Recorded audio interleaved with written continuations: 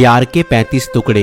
ये कहानी दिल्ली में हुए सच्चे हत्याकांड पर आधारित है और इस वीडियो को इसलिए बनाया जा रहा है ताकि हम आज की न्यू जनरेशन को कुछ सीख दे सकें।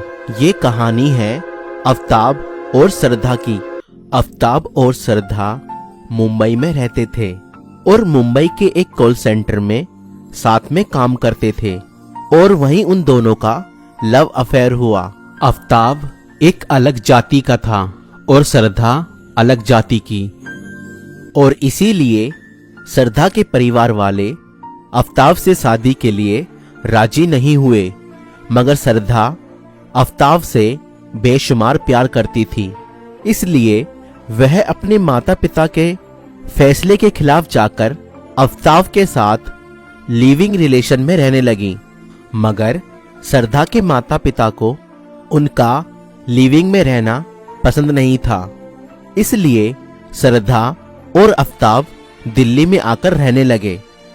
और अब श्रद्धा आफ्ताब को शादी के लिए कहने लगी, मगर आफ्ताब हर बार मना कर देता था और बात को टाल देता था। और ऐसे ही कुछ समय बीत जाता है और अब श्रद्धा जब भी आफ्ताब को शादी के लिए बोलती तो आफ्ताब श्रद्धा से मारपीट करता और शादी के लिए इनकार कर देता था। आफ्ताब और भी कई लड़कियों के साथ अफेयर में था और इन सब बातों को लेकर श्रद्धा और आफ्ताब के बीच में लड़ाई भी होती थी। मगर आफ्ताब अपनी हरकतों से बाज नहीं आ रहा था और वह श्रद्धा को मारता पीटता और कई बार जान से मारने की धमकी भी देता। और कई बार तो श्रद्धा को इस मारपीट के चलते गंभीर चोटें भी आती थीं और वह डॉक्टर के पास ट्रीटमेंट लेने जाया करती थी। एक बार आफ्ताब के दोस्त ने आफ्ताब को किसी और लड़की के साथ पकड़ा। आफ्ताब, तू ये क्या कर रहा है? तू तो श्रद्धा के साथ लिविंग में है ना, तो फिर उसको धोखा क्यों दे रहा है? सिर्फ श्रद्धा ही नहीं, मैं कई और लड़कियों के साथ रिलेशन में हूँ। जैसे लोग कपड़े बदलते हैं वैसे मैं लड़कियां बदलता हूँ, समझा? आफ्ताब के लिए श्रद्धा कोई मायने नहीं रखती थी। उसके इमोशंस, उसका प्यार उसके लिए कुछ भी नहीं था। आफ्ताब के लिए श्रद्धा सिर्फ एक एटीएम मशीन थी जिसके खर्चे पर वह पल रहा था। और 18 मई की रात को श्रद्धा और आफ्ताब के बीच किन्हीं बातों को लेकर झगड़ा हुआ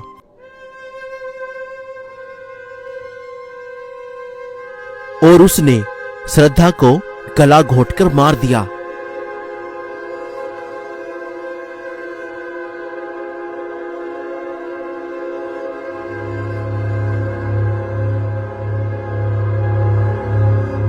अब आफ्ताब ने अपने जुर्म को छुपाने के लिए श्रद्धा को 35 टुकड़ों में बांट दिया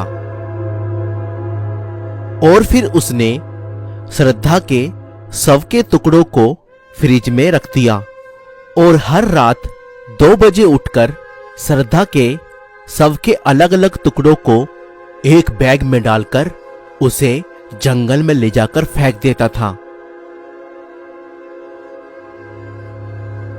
और रात के सुनसान अंधेरे में रात को 2 बजे जब सन्नाटा पसरा रहता था, आफ्ताब गलियों में से होता हुआ श्रद्धा के शव के टुकड़ों को ठिकाने लगाने जाया करता था। और ऐसे करके लगातार 18 दिन तक उसने श्रद्धा के शव के टुकड़ों को ठिकाने लगाया।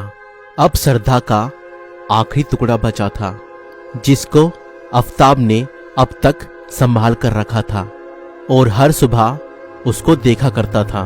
और उसने उस टुकड़े को लिया, उसका मेकअप किया, शादी शादी शादी।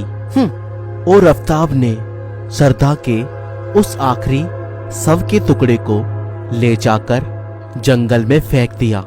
6 महीनों बाद श्रद्धा के दोस्तों ने श्रद्धा के फोन ऑफ होने की खबर उसके पिता को दी और श्रद्धा के पिता ने दिल्ली आकर श्रद्धा को ना पाने पर श्रद्धा के गुमशुदा होने की रिपोर्ट पुलिस स्टेशन में दर्ज की।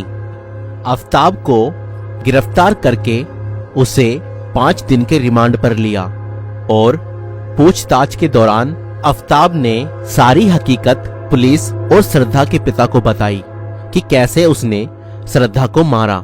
और आज पुलिस इस मर्डर केस को सुलझाने में लगी हुई है। दोस्तों, क्या आपको लगता है अगर श्रद्धा अपने माता पिता के फैसले के खिलाफ ना जाती तो उसका यह हाल ना होता और वह आज हमारे बीच में होती? अपने माता पिता के फैसले का सम्मान करें और अपने माता पिता के फैसले के खिलाफ ना जाएं। कोई भी माता पिता अपने बच्चे का बुरा नहीं चाहते। कुछ दिनों के प्यार के लिए अपने माँ बाप के प्यार को ना भूलें। दूसरों से ज्यादा अपने माता पिता पर विश्वास करें। वह आपके भविष्य की चिंता आपके लिए आपसे ज्यादा करते हैं। अगर आप हमारी इन बातों से सहमत हैं तो इस वीडियो को लाइक करें और इस वीडियो को ज्यादा से ज्यादा लोगों तक शेयर करें और आप इस विषय में अपनी राय हमें कमेंट कर सकते हैं। वीडियो पूरी देखने के लिए आपका धन्यवाद।